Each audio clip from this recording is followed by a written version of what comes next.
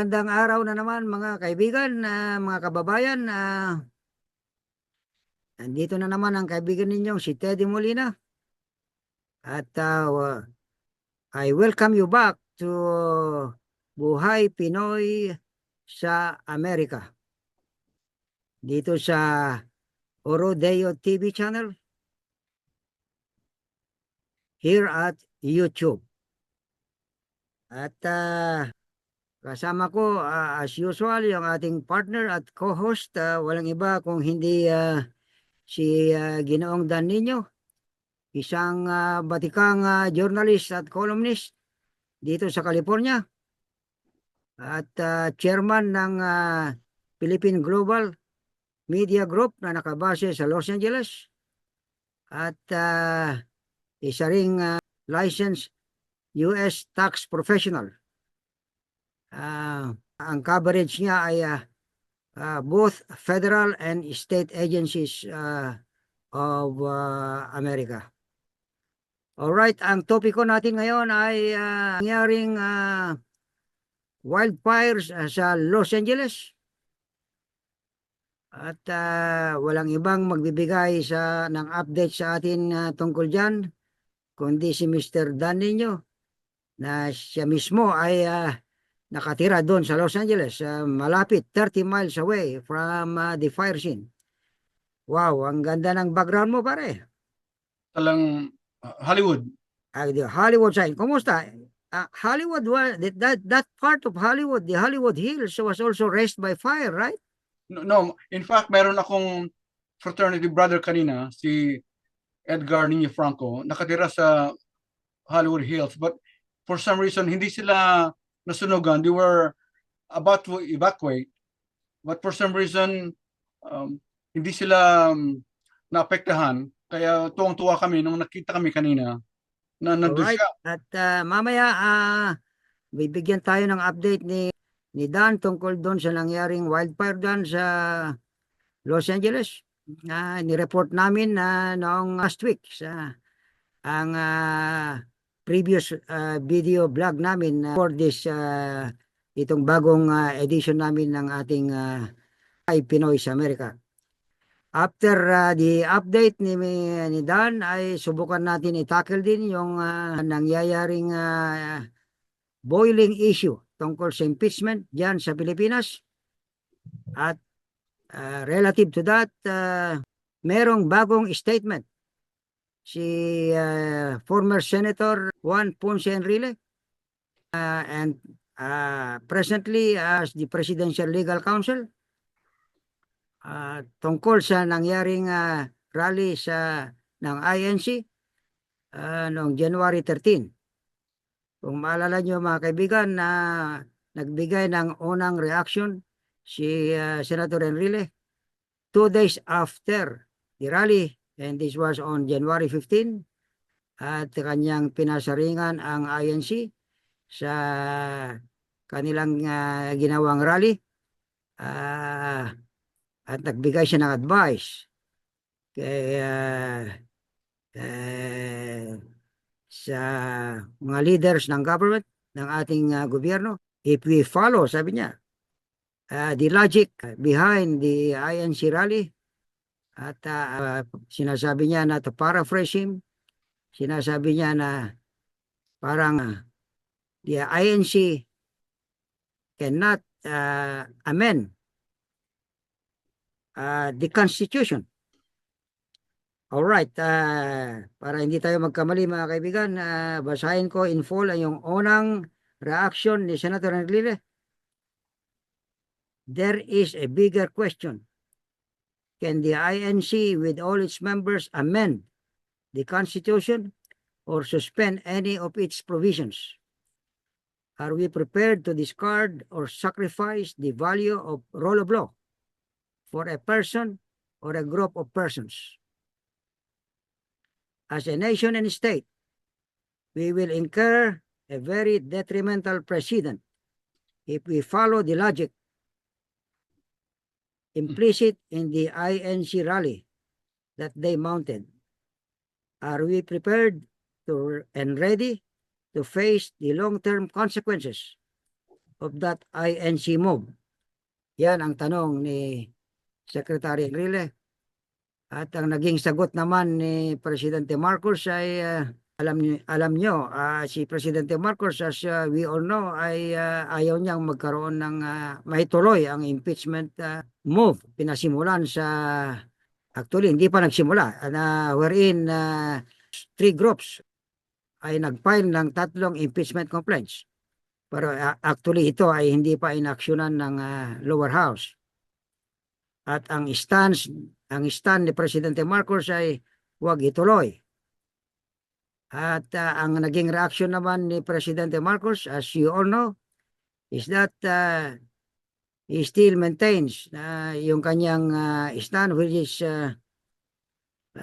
huwag ituloy ang impeachment.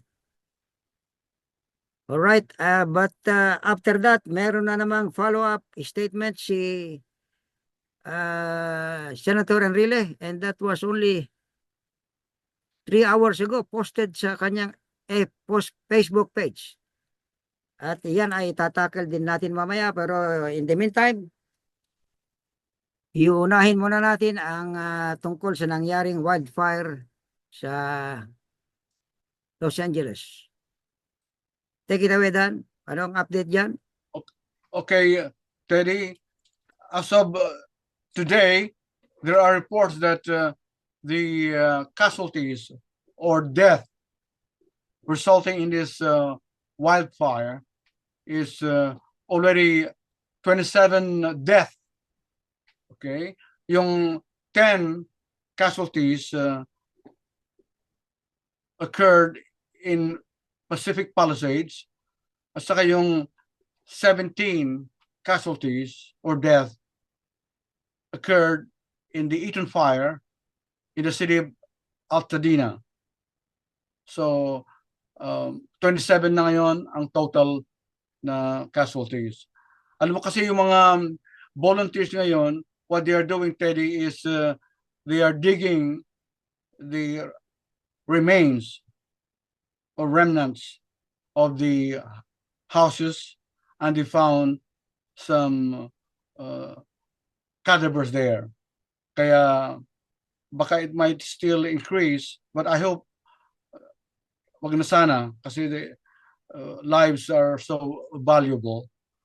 We don't want more death, but it is what it is right now. Marami silang nadidiscover. At saka syempre yung mga not only this one, Teddy, yung mga actors and writers, they are now jobless dahil some of the favorite scenes sa Hollywood o Pacific Palisades are really damaged by this fire. So wala na silang mga film locations doon na kanilang wala na silang location scenes. Okay. So and then pati yung mga restaurant workers, they lost their jobs. Pati restaurants nawala na rin kanilang mga community hubs doon sa lugar nila. So nakakaawa talaga, Ted, ang nangyayari dito sa Los Angeles County. At saka yung mga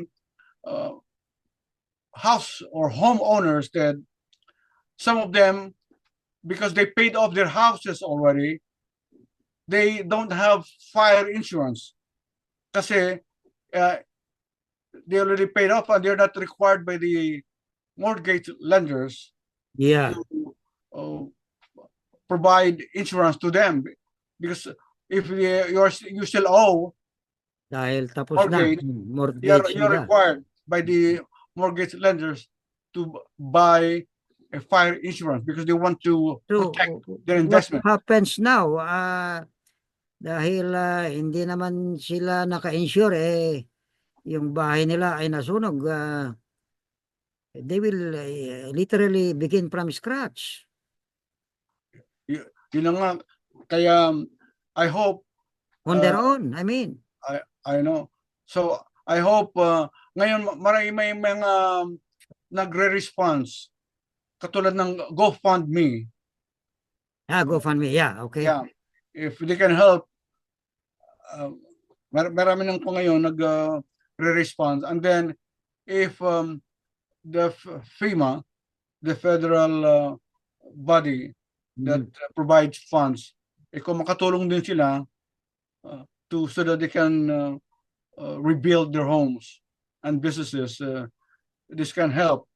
And also, Teddy, now that the Los Angeles area or the cities and districts that's declared a federal disaster area, I hope they can get some funds from the government, because that's part of the FEMA. They have a budget. Yes. Okay. So, and then I hope also that the federal government will extend their filing of income taxes. Dahil malapit na naman ang pag-file ng Yeah. income taxes. So I hope they will not be penalized when they file their income taxes. So maraming naka-affect talaga rito. And then there's also a rumor that the U.S. International Olympic will be moved out from Los Angeles to Texas, but I think that rumor is only a rumor, kasi yung mga organizer ng International Olympic that went to President-elect Trump to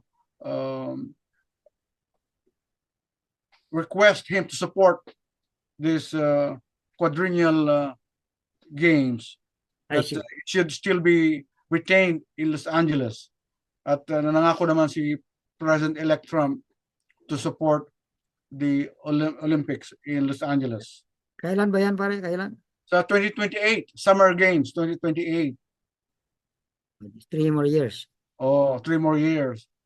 So yun ang mga development ngayon. At di ba last time na mention ko na we live in flatlands. Sabi ng anak ko, Dad, sabi niya, I'm glad that we are not affluent or we are not very rich, because we live here in Cerritos. Although in the city of Cerritos, the residents here are upper middle class, but ang sinasabi niya, Ted, na ang bahay namin hindi doon sa hillsides, Yeah. mountainsides. Otherwise, Kung doon kami, baka nasunog din ang bahay namin. at expensive ang mga bahay na yon. Oo, 14 million, Yes. 20 million. Yeah. Kaya there are also advantages when you live in a small city Yeah. like us here in Yes, Cerritos. exactly. So, maganda rin observation ng anak mo. Pero your house is worth $1 million na almost, or more than, pare. It's Cerritos, you're so humble. It was assessed. We bought our house in 1994. Ako lang, ang bili namin sa bahay namin dito sa Cerritos was 276,000. But may nag-offer na to buy this at 1.4 million to 1.5 million. But malaking pera yan sa pesos, pare. Oo. Pero mahirap na rin umalis dito dahil we already you're not giving up your house. Giving up, and we even added extra room.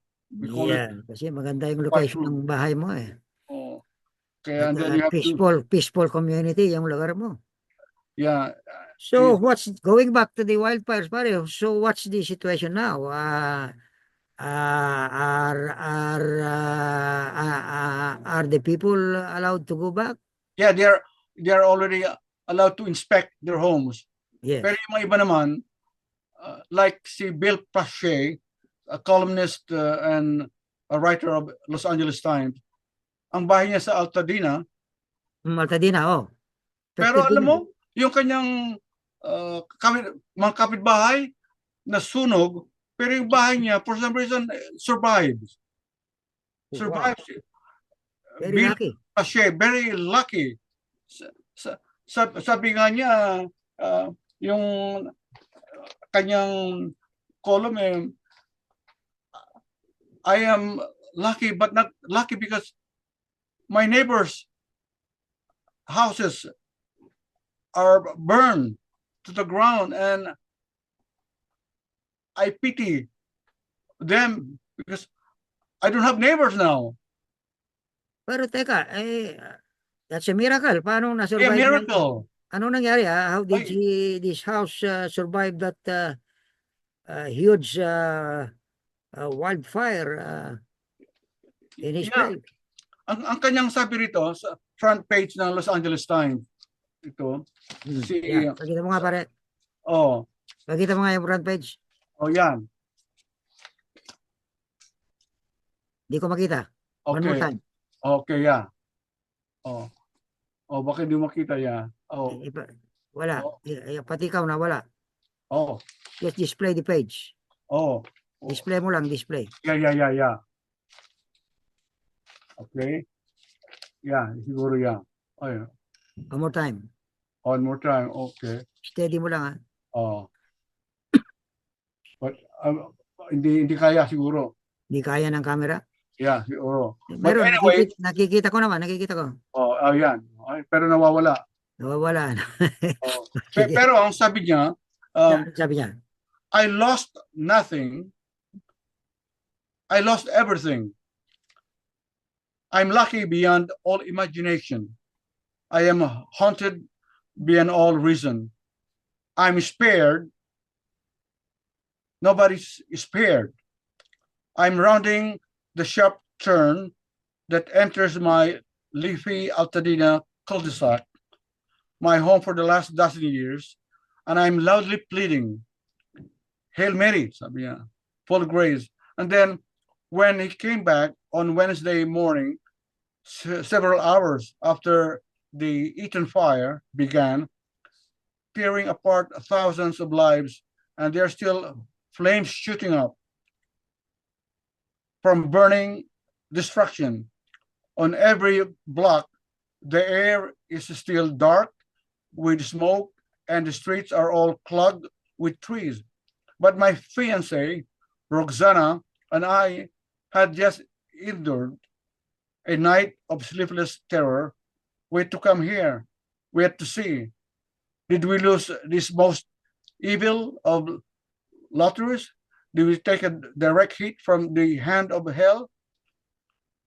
I'm shouting and shaking as the bravely determined Roxanne spins the car through flames and foliage and to a scarred and sooted street where we see a bit of fence and a bit of white, and then there it is, standing strong amid the ruins of my beloved neighborhood.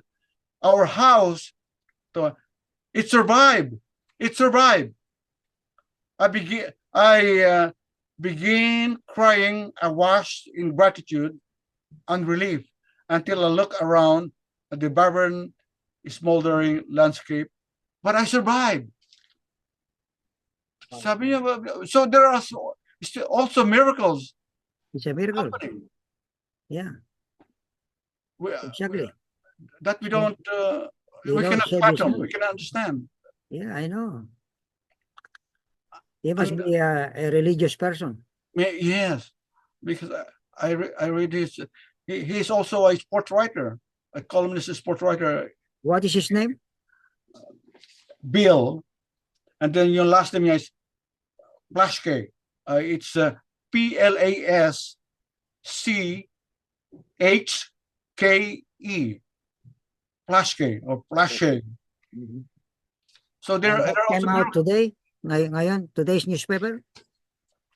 It came out Friday. Last Friday. Kahapon. Wow, that's a very nice story, pare. A nice story. It's a long story. Very inspiring. Yeah. All right. And so in other words, you're saying na doon sa Altadena pwede nang bumalik ang mga tao. Oh, pwede na. Tingnan ng mga bahay nila. To inspect their houses. How about sa Palisades? Ay, Is that medyo at Palisades? No, Altadena. Altadena ito. Sa Pacific Palisades, yeah, unti-unti nang bumabalik yung mga homeowners doon. Also. Also to inspect. In other words, medyo nakocontain na ng Right. malakihan yung fire. Oh, kasi marami nang pinadalang mga super scoopers, sabi nila. Saka mga helicopters, Yeah. mga small airplanes. And baka yung hangin ay Nakalmada na rin ngayon. kalmado. Today Yung so-called is Santa Ana winds, yeah. Today is pretty good. Pero parang January nabasa ko, 18, 2025. yeah, parang until Monday yata kalmado ang hangin, pero you are in for another round of strong winds on Monday. But I hope not that We hope not, pero yan ang weather report na nabasa ko kanina. I hope not. Kasi ngayon, the firemen are succeeding in containing the fire, kaya wag naman sana bumalik yung malakas na hangin. Kaya i-pray natin na si Santa Ana Winds ay pumunta na sa ibang lugar. correct. Sa mga disyerto, doon siya pumunta, Disyerto. kung walang bahay. Yeah, so we appeal to our watchers Yeah. to please continue praying for us for our safety. Yes. Magdasal po tayo. Pagdasal natin sila sa Los Angeles para matapos na yung This tragedy, tunog na nangyayari doon. this really tragedy. It's All right. a All right, Mother Nature. Dan, thank you for the update. Yeah, Now, pumunta na tayo sa Pilipinas sa mga nangyayari doon at kanina na papiaw na sabi ko sa introduction natin ng mga topiko natin ngayon ay ang tungkol sa impeachment issue sa Pilipinas.